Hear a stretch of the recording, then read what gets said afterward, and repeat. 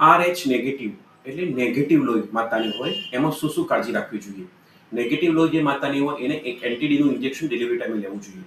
આ એક ડિલિવરી આજે મેં કરાવી, જેની માતાએ લાસ્ટ ડિલિવરી વખતે એન્ટીડીનું ઇન્જેક્શન નહોતું લીધું.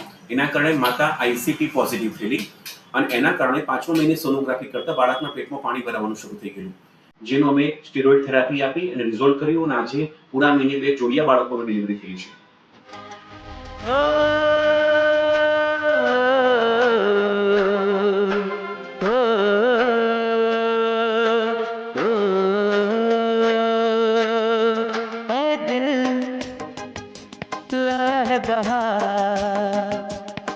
अपनों का प्यार रहना